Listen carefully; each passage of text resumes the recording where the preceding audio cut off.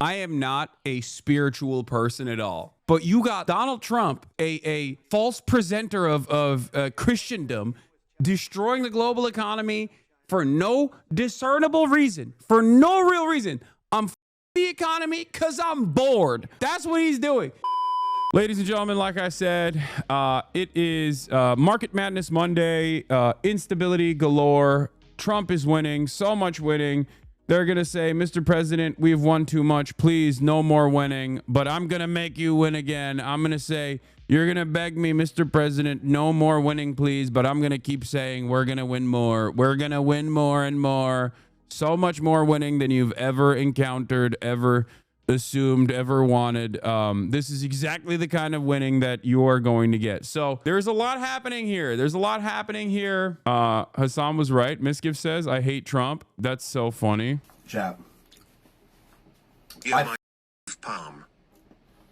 hate Donald Trump. I hate Donald Trump so much. Hasan was right the whole time. Asmongold was wrong. I hate Donald Trump. I hate him so much. Yeah, I mean, I don't know what anybody was thinking. Yeah. Isn't it crazy that not only is Donald Trump bad on this side, like bad for the economy in the short term, especially for those with like wealth in the stock market, which is the biggest no-no you can ever engage in. Like the entire point of the American presidency is that stocks always go up under your watch. Stocks never go down. Stocks always go up. And then everybody shuts up about it, right? They're like, well, we're making money. But what I find really strange about this is that these guys are not even aware of how bad Donald Trump truly is. Like they're not even aware of all of the other stuff that Donald Trump is doing, like the mass deportations, the erosion of the First Amendment, the erosion of due process. It is kind of funny to see like all these dudes coming out and being like, yeah, I think we might have up a little bit. Like Misgift didn't endorse Donald Trump, you know? But Aiden Ross certainly did. Look at Aiden Ross and DJ Academics having a conversation now that his stock portfolio is taking a major hit. People are getting killed. Me too. Yeah, we all are. You look at your bro. Holy it's so bad. Nah, I mean, what's your loss? Be honest. 8 figures. It's almost damn. Yeah. You over here like Kamala, come back to me. You over here singing the song like the Kanye Bianca song. It's bad. I'm not gonna lie to you, bro. It'll get better, bro. I know. It'll get better. It's bad though. It will get better. Yeah, look. Look.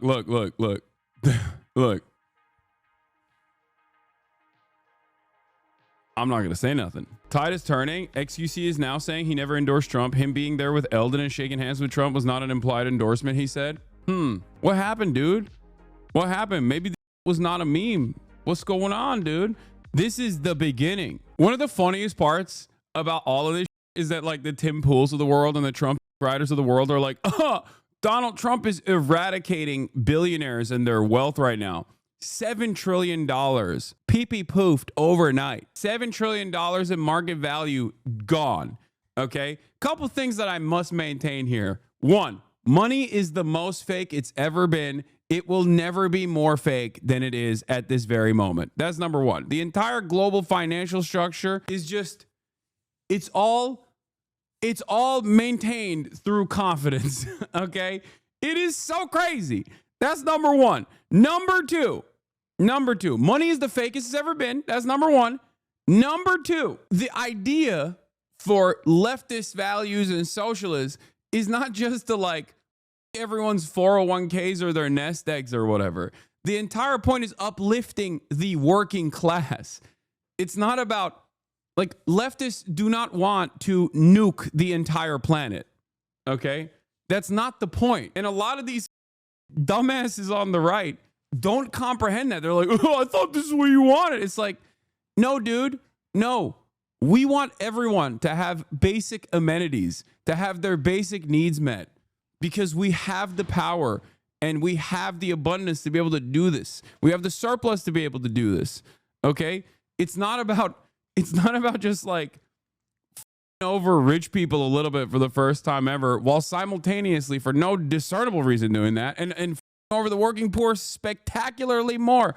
You know what I mean? That's not the point. The point is to actually build a manufacturing hub with good paying jobs where you know, people can buy a house, okay? Fix the housing market. Those are the things that we're supposed to be doing.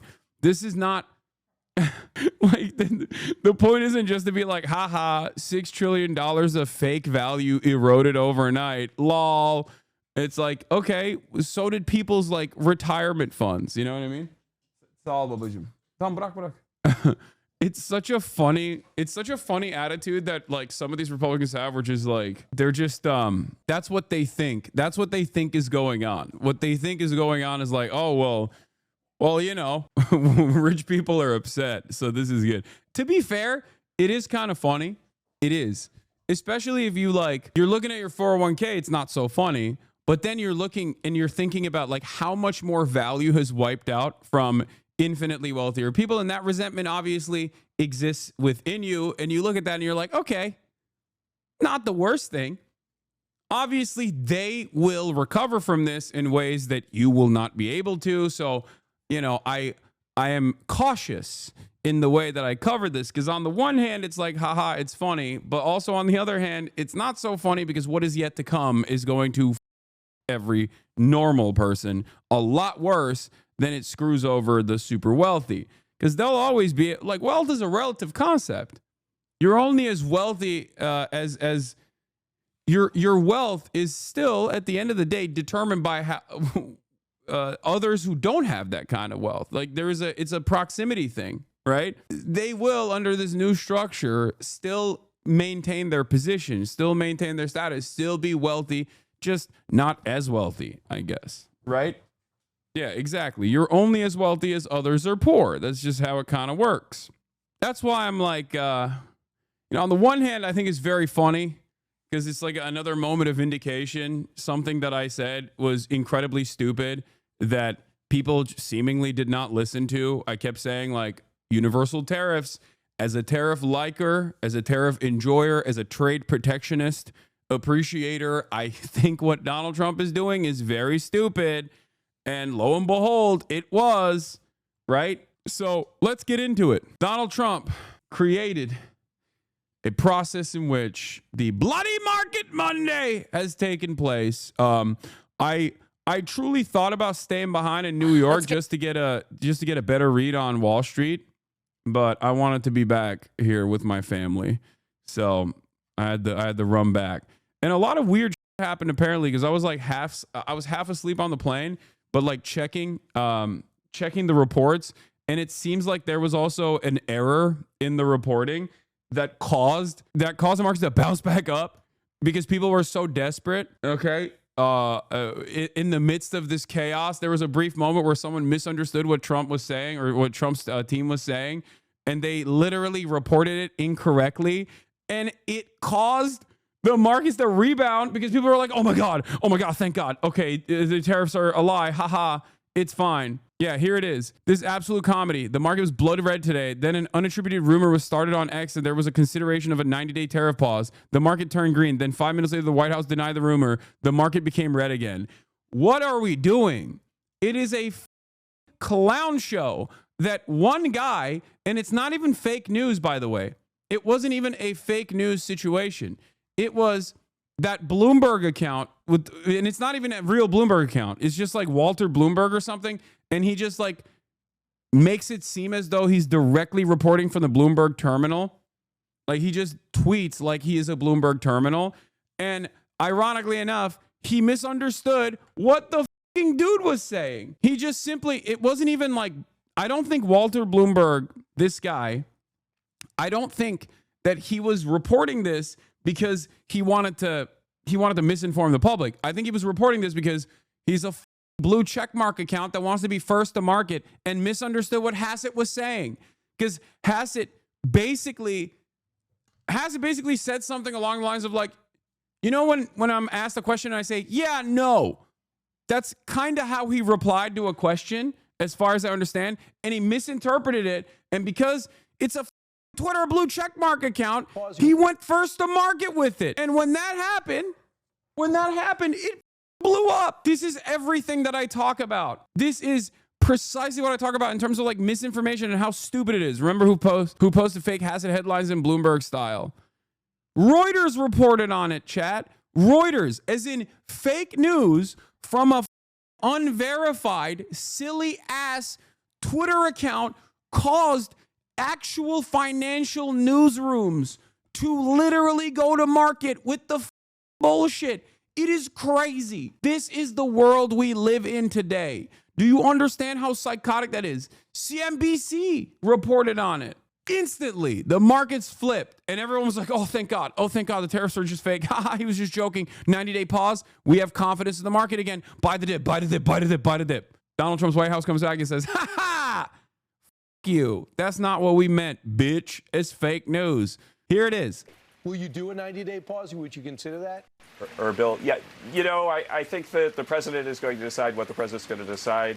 Yeah, he said, yep, I think the president's going to, that's it. That's the reason. This is a misinterpretation of this from a blue checkmark Twitter account that wanted to be first to market and pump the goddamn tweet and get clout and maybe like $35 in Twitter revenue. That is the reason why almost $1 billion of value came back to the market over this one key piece of misinformation. Will you do a 90-day pause? Would you consider that? Or Bill, yeah, I think that the president is going to. Oh my God. 3.5 trillion. 3.5 trillion over. Oh my God. Oh my God. I thought it was billions. I didn't realize it was. Oh my God. I apologize, chatters. I was on the plane while this was happening. And I was like in and out of sleeping. So I didn't even realize. And then it fucking dipped again when the White House said this is not correct. Insane market action right now. Market exploded on a headline attributed to Kevin Hassett. And now nobody can figure out where it came from. And the markets are diving again. An 8% surge and a 3.5% plunge in a matter of seconds. One, money is so fake. I'm telling you right now, I'm begging you to understand, this is the most fake money has ever been. This is, ironically enough, the contradictions of capitalism in full display, okay? This right here is the problem with the financialized capitalist global economy. This is it. This is it. A little bit of misinformation in times of instability can cause market movements like this. I never want to hear any economist or any expert tell me that this is a rational process ever again. Oh, supply demand. Look at the supply demand. All of this fake. It's all about confidence. Nobody fully understands the fundamentals, and the fundamentals don't even matter. It just doesn't matter. You cannot have a situation where a madman can single-handedly wipe out $7 trillion of value over the course of a couple days, only to have it bounce back for 3.5 trillion because the people are so desperate for a return to normalcy that they cope and believe a random Twitter blue checkmark account who did not understand the point that this dude was making and heard his transition word where he used yep for a brief moment, for literally half of a second, and that brought back $3.5 trillion in value. Money is fake. Get to the news. The markets are reeling once again from worries that President Trump's tariffs could cause a global recession. Markets from Asia to Europe suffered steep losses overnight, including a 13% drop in Hong Kong's index. In the picture here, we're sorry to say at home, it's just as grim.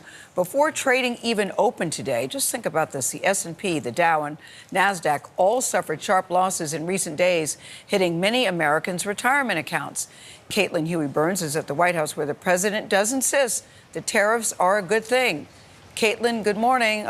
We heard the president say sometimes you got to take some medicine. Good morning. Well, the president's message to Americans was essentially hang tough. But that may not be easy with even bigger tariffs coming down the pike, and also could increase the price of everyday goods. But the president made clear just last night that he's not planning to change course. President Trump is preparing Americans for potentially more market pain ahead, as even steeper tariffs are set to take effect later this week. I don't want anything to go down but sometimes you have to take medicine to fix something. Speaking on Air Force One Sunday, he defended his trade policy and downplayed last week's Wall Street drop, the worst in 5 years. What's going to happen with the market, I can't tell you, but I can tell you our country has gotten a lot stronger. The 10% baseline tariff on a majority of imports went into effect Saturday, and the larger reciprocal tariffs on dozens of countries kick in Wednesday. There is no postponing. They are definitely going to stay in place for days and weeks. Administration officials said Sunday more than 50 countries have reached out to the White House to try to negotiate. They're dying to make a deal, but I said, we're not going to have deficits with your country. President Trump, who spent the weekend golfing at his club in Florida, says he spoke to a handful of world leaders from Europe and Asia this weekend, including Vietnam, which is facing one of the highest tariffs at 46% and provides the U.S. with things like computers, clothing, and shoes. Trump wrote on social media that Vietnam would cut their tariffs down to zero if they can come to an agreement with the U.S. If you look at that. But Democrats warn Trump's tariff policies will have consequences. If we head into a recession, it will be the Trump recession.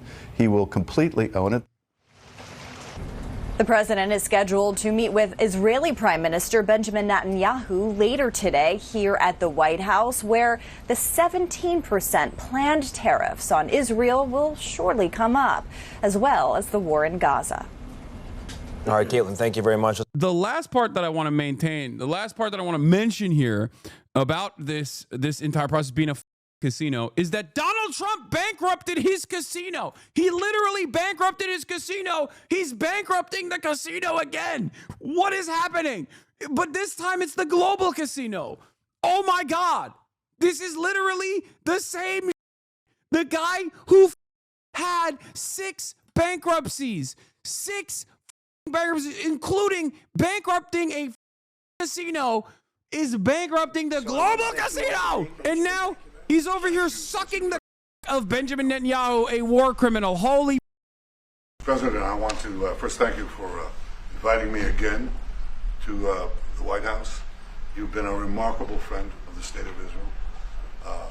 You stand by us. You're standing. I don't know if you guys saw the tweets of people on the timeline being like, please, I hope Jews do control this entire system. Please fix it. I saw people posting being like, oh my God, I've never wished for the Jews to be in control of the global financial marketplace until this very moment. Please, Mr. Benjamin Netanyahu, sir, please control it. Please fix it. God damn it. Also, Donald Trump put his chair in again, by the way. Look at Russia Today, loving it. Netanyahu inside the White House. Trump's helps with the chair again. He's got to be doing it on purpose, right? Like, there's no shot. We're having direct talks with. I can't stand how arrogant Israel is overall, and especially Benjamin Netanyahu is. There's no way people look at this and think like, no, this is valid actually. Like, if I'm a random dude in Arkansas and already have like anti-Semitism in my mind, and I see like this, I see Donald Trump putting the chair up for Benjamin Netanyahu. I see Donald Trump making my 401k scream, and then turn around and glad handle Benjamin Netanyahu as he just sits there in the most entitled, arrogant fashion and be like, yes, we are going to do a very important deals, like we can bomb whoever we want. I'm telling you, there's no way, there's no return from that. Ripped off and taken advantage of by many countries over the years, and can't do it anymore. We just can't do it anymore. We can't be the stupid people anymore. And it's all because of the people that sat in the seat right here. Not your seat, but this seat. They allowed things to happen to our country that they shouldn't have allowed to happen on trade and other things, many other things. I mean, look at what's happened with our last president, where he allowed millions of people to come into our country with an open border. Who would want an open border? How stupid is that? But he allowed millions and millions of people, and of the millions, and I think it was 21 million people, but let's say 3 of them were serious criminals, serious murderers and drug dealers and gang members and people from jails, all the jails emptied out right into our country, right along the open border on Mexico, generally the Mexico open. They came in from Canada too, by the way, a lot, but generally speaking on the southern border. And what a shame it is that we are now working very hard to get them out, get the criminals out, get the murderers out, the drug dealers, the mentally insane, get them out. They dropped the mentally insane in our country too. And this was all done by the Biden administration. It's a disgrace that we have to work so hard. And then we have judges that try and protect these people, but they didn't protect us when the people were being let in. But to get them out is never easy with these people. So I think we're doing a great job. The border is the best it's ever been, even as strong as it was. I had a great, solid border. I think it might even be tougher right now and stronger. So people are coming into our country, but they're coming in legally. We have a legal process, and we have that moving along properly, because we need people to come into our country, but we want people that can love our country and cherish our country. So that's where we are. And with that, any questions?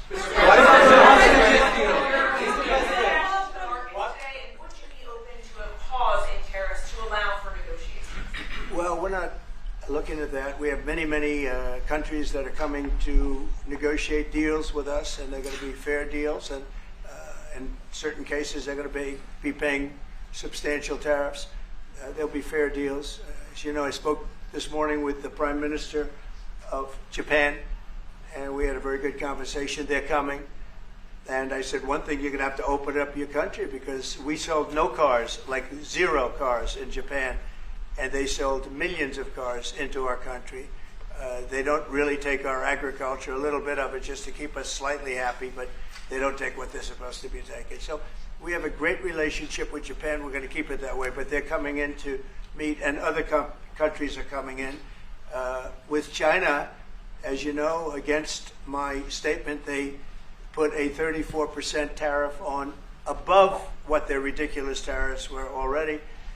And I said, if that tariff isn't removed by tomorrow at 12 o'clock, we're putting a 50% tariff on above the tariffs that we put on.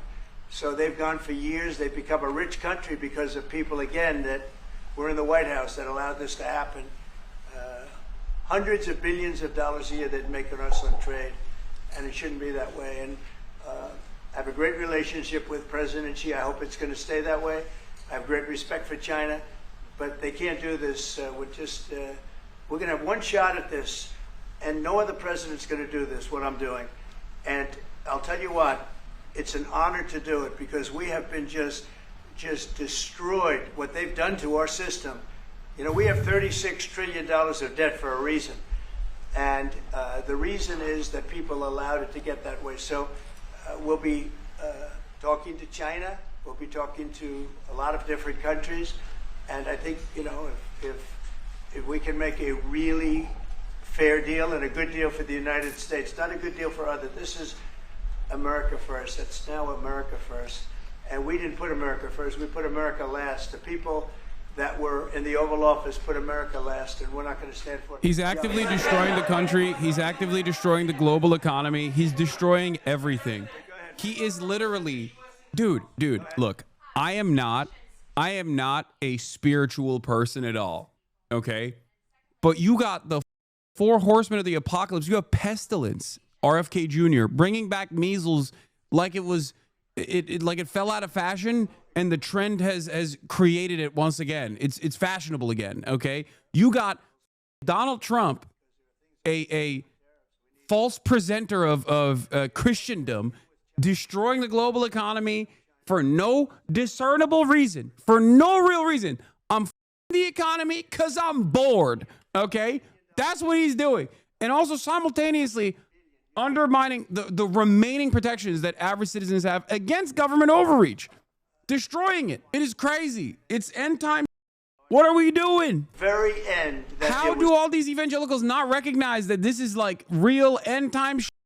So there are a lot of things outside of tariffs, but tariffs are very important. But there are a lot of things like opening up countries that were totally closed. China is essentially a closed country. In fact, it is a closed country. And what they do is they charge tariffs so that if you sell cars, every day I think to myself that this is going to recover because there's too much vested interest that like the Fed is going to bail them out. But like even if they lowered interest rates, I don't even know if you could bail him out in this process. Like he is accelerating a recession in an effort. Let's say he's trying to trigger a recession with the hopes that the Fed will bail him out. Okay. Let's say that that's the goal here, because that I feel like that's like that's one of the things that that he could be trying to do. But even then, like what do you do? What do you do in that process? Like that's not gonna work. It doesn't make sense. Wait, what the hell? The video broke. Now the video broke. Oh my God, the video broke. Are you kidding me? Oh my God, nothing works, dude. Nothing works. My microphone didn't work when I first started. Nothing is working. Oh my God. Oh my God. The Chinese beam hit it. Because a lot of people are asking the Houthis. We've been very tough and very successful militarily. We've really damaged them badly. These were people shooting down ships and other things, by the way, flying objects like airplanes. I gotta pee. We've put a major hurt on the Houthis, which nobody's been able to do. We've really hit them hard, and it's every night after night, and we've gotten many of their leaders and their experts. They're experts on missiles. I mean, they actually make missiles. Nobody thought that, but they make missiles. They're highly sophisticated, and they're very tough, but they've been very badly damaged. Nobody else was able to do that but us. Pete, you want to discuss that, please? Yes, sir. It's been a bad 3 weeks for the Houthis. And it's about to get worse. It's been a devastating campaign, whether it's underground facilities, weapons manufacturing, bunkers, troops in the open, air defense assets. We are not going to relent. And it's only to get more unrelenting until the Houthis declare they will stop shooting at our ships. And we've been very clear to the Iranians as well.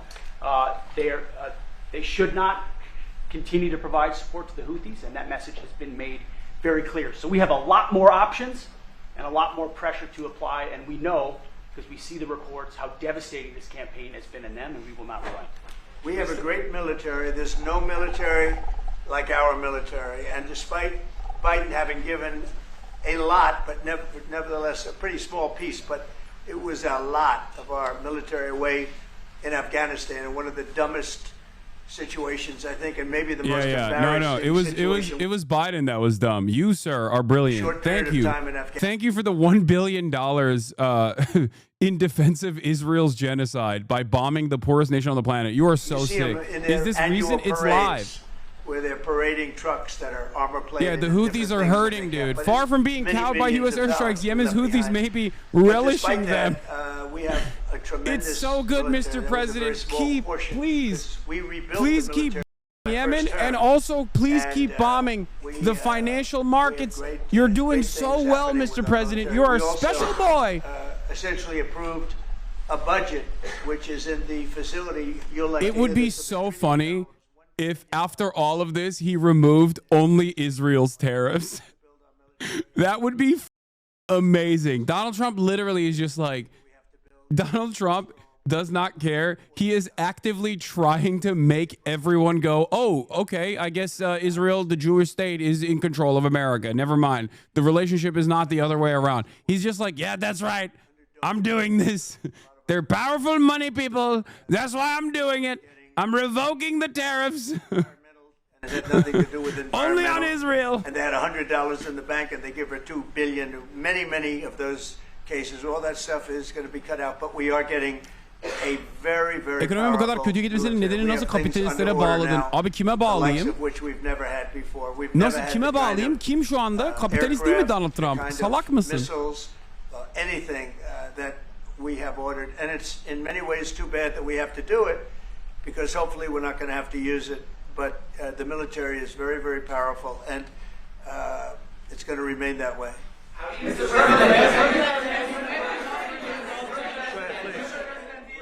Yes, Queen. Thank you, Mr. President. I want to ask you about Iran, because this is the first time we hear that the U.S. is having a direct contact with Iran. I think I'm gonna. By the way, I've never read this. I've never read this book. but I've seen it be recommended quite a bit. I've never read this book personally, but I've seen it be recommended quite a bit. And obviously, like, I've read pieces from this book, but it's beginning to feel a lot like this in the United States of America. And I might have to go back on my old ways and maybe read a goddamn book for once, because a lot of the things that Donald Trump is doing, because like the USSR was obviously forced to be dissolved, right? But there was a lot of spectacular failures along the way that led to the collapse. This book goes into that directly. On the one hand, you get Pizza Hut and Pepsi.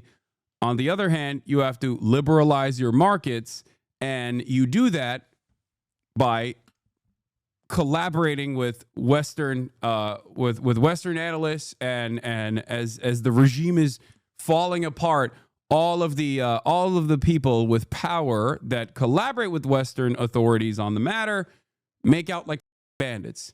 A shock doctrine, if you will. One of the guys that is responsible for this, for the record, is ironically a dude who's very woke now, but played a formative role in all of this happening to the USSR. His name is Jeffrey Sachs, friend of the show. Wait, Trump responds to the EU offer says not enough? I always say it was formed to really do damage to the United States in trade.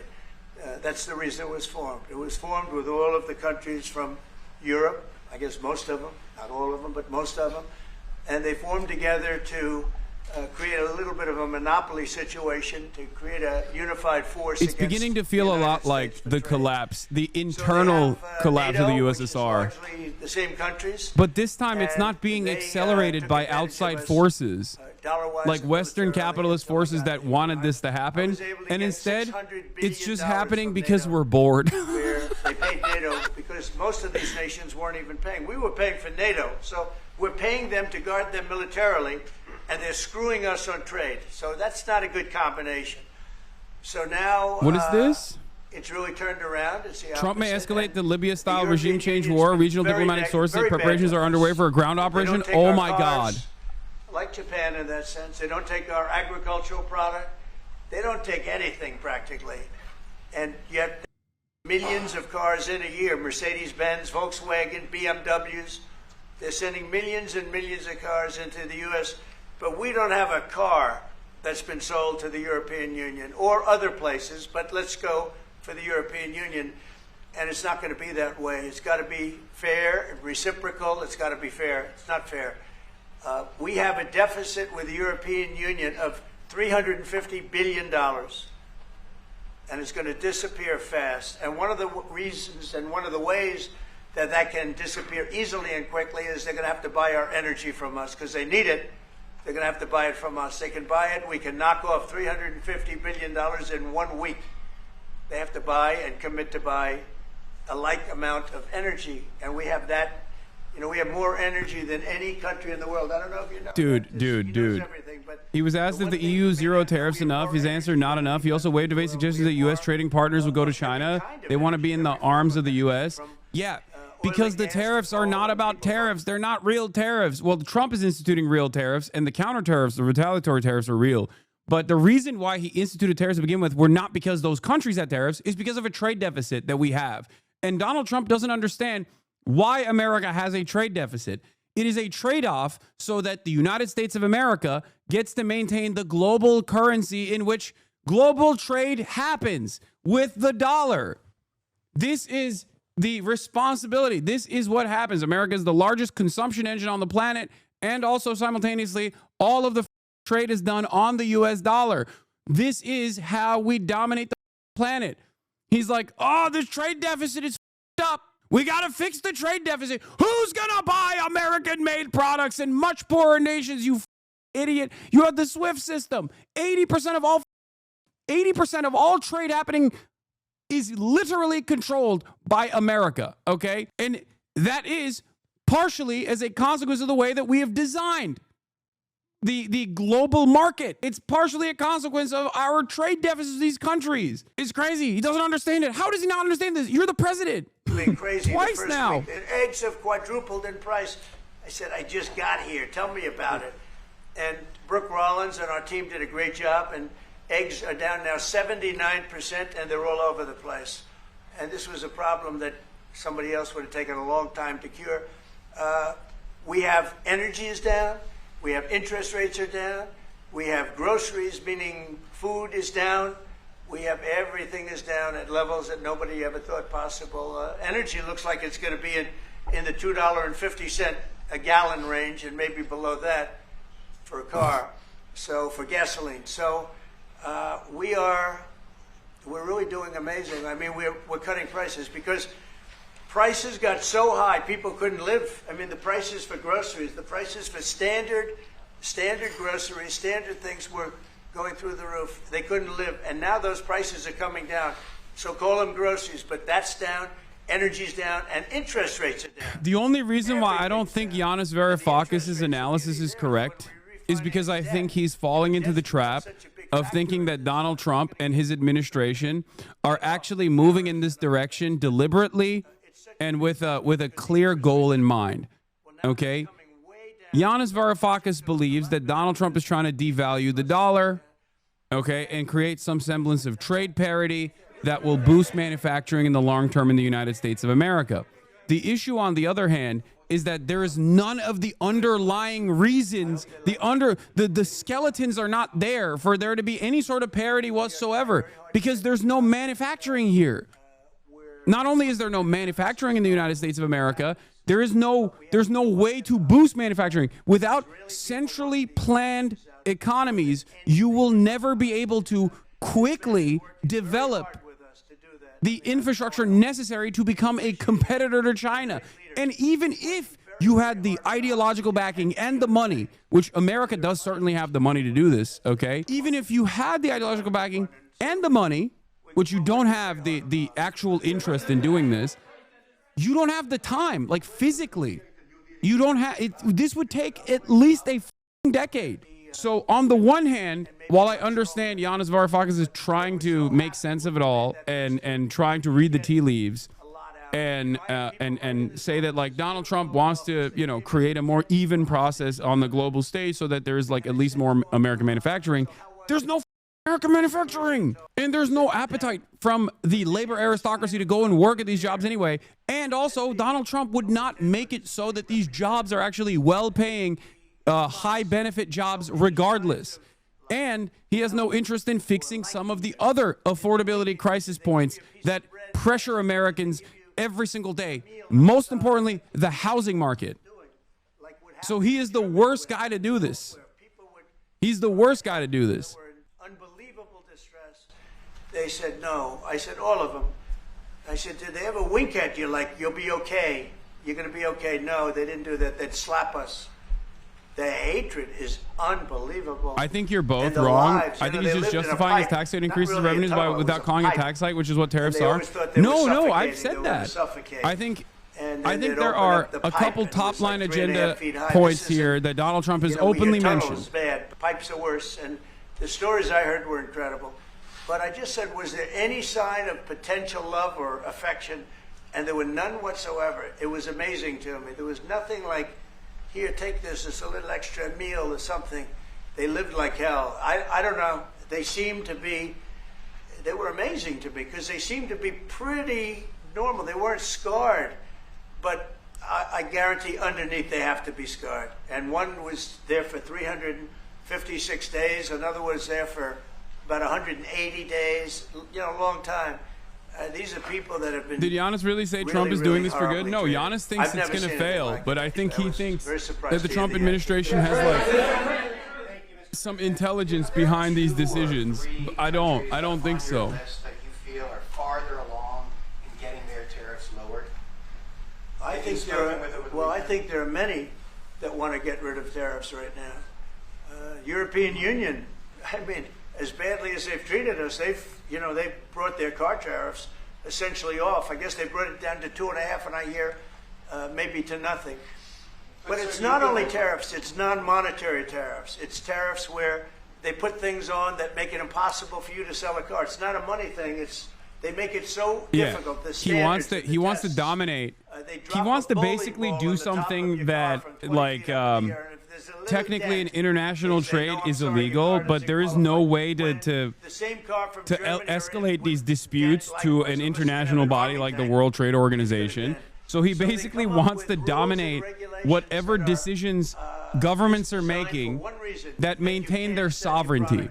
Like, for example, you don't want hormone-infused American meats? Well, f you. Oh, I'm sorry. Do you have your own personal regulatory body that has decided that, like, American meat is substandard quality and cannot be sold in your markets? Well, guess what? It's going to be sold in your markets. You're going to take our bleached chicken, as a matter of fact, by force. That's what is going on here. That's what the point is. That's what he's trying to do. He's trying to, 1, decouple America and the rest of the world from China. 2, he's trying to forcibly fix trade deficits by forcing these countries to violate their own sovereignty and purchase American products without even actually beefing up the manufacturing side in the United States of America. So I don't even think that there is a capability to send all of this to the rest of the world. He wants to undermine the World Trade Organization and rebuild it in his own vision, even though ironically that is the point. That is what happened initially, but then China took advantage of that situation by, developing quite rapidly. And here we are. None of it has anything to do with like real tariffs. It's not. It's if you are stuck on the word tariff, you'd be lost in the sauce. I think those are the top line goals of this administration. The only way this would work is if, like, the dangerous instability that Donald Trump presents from his position of authority is met with the resentment that, like, European powers have towards Chinese administration, the Chinese administration, and therefore they go, okay, we're stuck between a rock and a hard place. Those guys are literally Chinese. At least these dudes are white and dangerous. It's the evil that I know versus the scary Chinese. So I'm going to go with the evil that I know. And they just capitulate to Donald Trump's insanity somehow, which still f***ed them over. Which still completely f***ed them over in the process. No, it quite literally, like, the European trade policy right now is a Nick Mullen bit. You're literally Chinese is what they're saying to the other side of the trade equation. They're just going, you're Chinese. Our country will have to reset the table because no other president would be willing to do what I'm doing or to even go through it. Now, I don't mind going through it because I see a beautiful picture at the end, but we are making tremendous progress with a lot of countries, and the countries that really took advantage of us are now saying, please negotiate. You know why? Because they're getting beaten badly because of what's happening. They're getting beaten badly. They're being devalued as countries. But it's the only chance we're going to have to reset the table on trade. And when we do, we're going to come out unbelievably well. We're going to have a strong country economically again. And we're going to have those factories that are empty all over the United States. We've lost 90,000 plants and factories. Think of this, 90,000, you wouldn't think it's possible, 90,000 plants and factories since NAFTA, which was, by the way, the worst trade deal ever developed, ever had by any country anywhere, NAFTA. And I terminated NAFTA. Everybody said it would be impossible. And I terminated it through Congress. We terminated it. You had to get it through Congress. It was a trap. It was a horrible thing. And we got it done. What is that?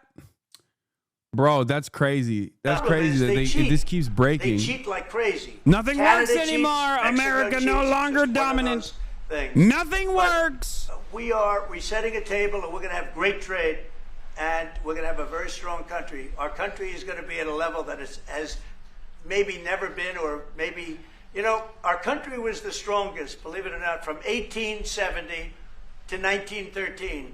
You know why? It was all tariff-based. Oh my God. Oh my God. He's so Then in stupid. 1913, some genius He's so came up with the stupid. idea of, let's 1870 to charge the people of our 1913 country, not is foreign not comparable countries that are to ripping off our 2025. You're so stupid. Why are you like this? How can someone say such stupid things? It's so dumb.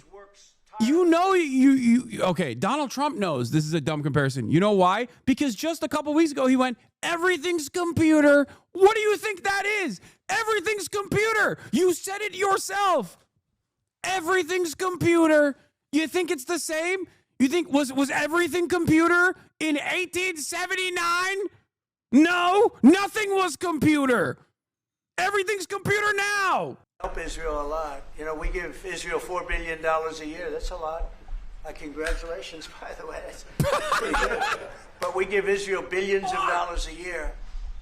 Billions. It's one of the highest of, and we give a lot of countries money. You wouldn't believe if I said we give Afghanistan a lot of money. Do you? Because that was a Biden deal, another Biden deal. Not only did he embarrass us with that, but they give them billions of dollars, Afghanistan, right?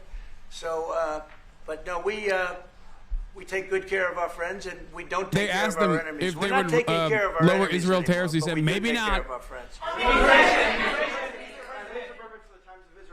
The IDF is fighting to get in the Gaza Strip. I myself might be called up in a month. Do you think that's the way to pressure Hamas to get to a deal? And do you think blocking humanitarian aid is also an effective pressure? Well, you know how I feel about the Gaza Strip. I think it's an incredible piece of important real estate, and I think it's something that we would be involved in. But you know, having a peace force like the United States there, controlling and owning the Gaza Strip, would be a good thing. Because right now, all it is for years and years, all I hear about is killing and Hamas and problems. And if you take the people, the Palestinians, and move them around to different countries, and you have plenty of countries that will do that, and you really have a freedom zone. You call it the freedom zone, a free zone, a zone where people aren't going to be killed every day. That's a hell of a place. It's a, you know what I call it, a great location that nobody wants to live in, because they really don't. And when they have good living, real living, where Hamas and all of the problems they have, the level of death on the Gaza Strip is just incredible. And I've said it. I don't understand why Israel ever gave it up. Israel owned it. It wasn't this man, so I can say it. He wouldn't have given it up. I know him very well. There's no way. They took oceanfront property and they gave it to people for peace. How did that work out? Not good. Is the immigration, Mr. President? He loves it. He's such a vile dog, dude. They're both such evil. He's talking about mass ethnic displacement, the Nakba, as oceanfront property, purging millions of people, 750,000 in 1948, to a tiny area known as the Gaza Strip, as giving them graciously oceanfront property. And any other place, including in arenas of battle, I mean, whether it's Ukraine or Syria or any other place, people could leave. Gaza was the only place where they locked them in. We didn't lock them in. They're locked in. And what is wrong with giving people a choice? Now, we've been talking, including over lunch, about some countries, I won't go into them right now, that are saying, you know, if Gazans want to leave, we want to take them in. And I think this is the right thing to do. If you give, you know, it's going to take years to rebuild Gaza. In the meantime, people can have an option. The president has a vision. Countries are responding to that vision. We're working on it. I hope we'll have good news for you. I will say, people really do love that vision. It's a long-term vision, but so importantly is to have that be a safe field, because you're right smack in the middle of the Middle East. You're right along Israel. It should have never, ever been given away. It shouldn't have been given away by Israel. What are you talking about? They were there. Who's giving it away? They promised peace, but that didn't work out too well, because it's one of the most dangerous. They were there before Israel. Oh my God. Gaza is one of the most dangerous. Oh, he's talking about 2005. So they gave it away for a good intention, and it didn't work out that way. And a lot of people like my concept, but you know, there are other concepts that I like too, and there's some concepts I don't like. You know what I don't like? The way it is now, because right now it's a dangerous death trap, Gaza. Yeah. The concept he's describing is final solution ethnic cleansing. Do you still plan to meet with him? Could that happen in Saudi Arabia? And maybe you could elaborate as well a little bit on not providing tariffs on Russia, sir.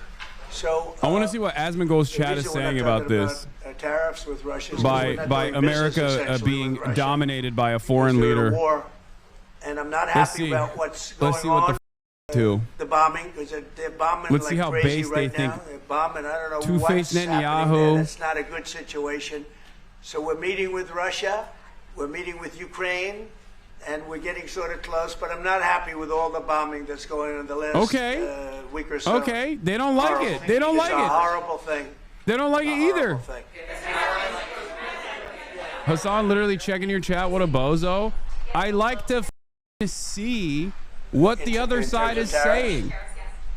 Maybe you guys can learn a lesson from that as well. Advantage of for 40, 50, 60 years.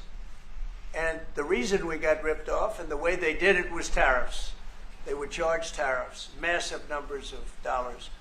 And when you look at China, when I took over, it was at $507 billion they were making. I call it People will be like, Hassan wants to be in an echo chamber. And then when I step outside of the echo chamber, they go, Hassan is stepping outside of the echo chamber. It's a crash out. No, dude, I want to know what you guys are thinking. We all live in this country together. I got to know what y'all are up to. Asman fans hate you, but got you on the other screen. I know, that's kind of funny. And when Biden came in, he let him get away with murder. He had no idea. I'll tell you what, that man had no idea what was happening, whether it was the border or China or anything else.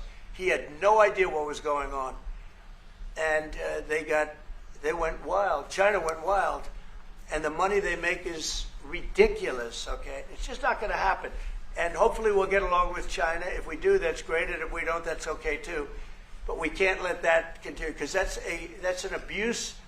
They abused. Why are you tapping the glass? I'm not. I'm trying to look from afar. But they recognize that I'm looking from afar, and they realize that they're being observed like zoo animals. I'm surprised they'd allow that. And then they start acting out. To happen. But we are going to bring great trade, and we're going to be fair to other countries. And I will say this: virtually every country wants to negotiate. If I didn't do what I did over the last couple of weeks, you wouldn't have anybody wants to negotiate. We would have gone to these countries, you want to talk? And they were, well, we don't want to talk. Now they're coming to us. They're offering things like even Bibi, and this is unrelated because it's a different kind of a relationship, but he started off our conversation today that he's cutting all of the tariffs, he's cutting everything. He's going to get down to a free base. He's going to do things that, in all fairness, other countries, if they said that, would have never even thought about doing it. Now they're offering things to us that we would have never even thought of asking them for because they're experiencing a lot of hurt. And the hurt is that they've taken advantage of us and we finally fought back. Tariffs will make this country very rich. We're rich anyway, but we're rich in a certain way. We have $36 trillion in debt. I want to get rid of it. And we can do it quickly with proper deals. So when countries don't allow us to sell our product, but we allow them to sell their product, when they charge us massive amounts of money for the privilege of going into their country, those days are over. Okay. Yeah, go ahead. Sir? Me? Yeah. He sounds so Thank surprised. You, Mr. President. On Iran, two questions, please. First, you can give us more details about where the meeting on Saturday is going to I can't tell you that. I can just tell you there's a major meeting going on between us and Iran, and that'll take place on Saturday, and it's at top level. And second question about this. A lot of people think that those talks are not going to lead anywhere because the Iranians will never give up their nuclear program. I think that's a possibility, if too. diplomacy fails, is the United States, under your leadership, ready to take military action to destroy the Iranian nuclear program and remove this threat? I think if the talks aren't successful with Iran, I think Iran is going to be in great danger. And I hate to say it, great danger, because they can't have a nuclear weapon. So is that a yes? You know, it's not a complicated formula. Iran cannot have a nuclear weapon. That's all there is. So Can't have it. Right now we have countries that have nuclear power that shouldn't have it, but I'm sure we'll be able to negotiate out of that too as part of this later on down the line. But Iran cannot have a nuclear weapon. And if the talks aren't successful, I actually think it'll be a very bad day for Iran if that's the case. Yeah. Mr. President, Mr. President, was October 7th the death blow of the two-state solution, and would you consider classifying the Palestinian Authority as a terrorist organization for its continued pay-for-slay terror financing payments? So October 7th was a horrible day that some people, they deny it. Now, I can't believe they deny it from the standpoint of it. They do it because they think it's good politically. But I've seen the tapes. I've seen things that you don't want to see. October 7th was a horrible day, and it will go down as one of the really bad days in the history of the world. It was a horrible, horrible thing that happened. And they grabbed some of these people. I'll give you an example. When I was with the 10 hostages a few weeks ago, I said, so how many are there? 59. I saw this. We'll get to that in a second. So we can get 59. They sort of knew the territory pretty good. And I said, how are they doing? They said, well, only 24 are living, the rest are dead. And these are young people largely. Young people don't die. You know, young people have an amazing ability to live. They can live through horrible things. But these are young people. And when they said that, 24 are living and the rest are dead. And, you know, I've had parents come up, Israeli parents largely. We have some Americans, and I guess we have one left. Alex, we have the one left. But I've had Israeli parents come up to me at events and say, my son is there. I said, well, how's he doing? Well, he's dead. But would you do me the biggest favor? That is insane. His body back home. How is he doing? Well, he's dead. About a young dead boy. He has such an insane way with words, man. This is like such an insane way to talk about things. Oh my God. No tact. But I was surprised. They said, sir, my son is dead. It is just as important to bring that body back home. I asked that question as if he were alive. So you have a lot of them dead, and we'll be able to bring them back. But it's a horrible thing that's happened. These are largely young people. Some old ones too, frankly.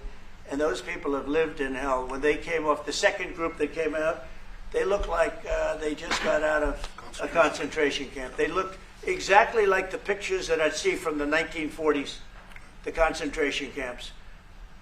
And then they got a little bit better, you know. But that second group, those people came out, and I said, this is unbelievable. We're going back into a chapter in history that is one of the worst ever. It's really very bad. Okay?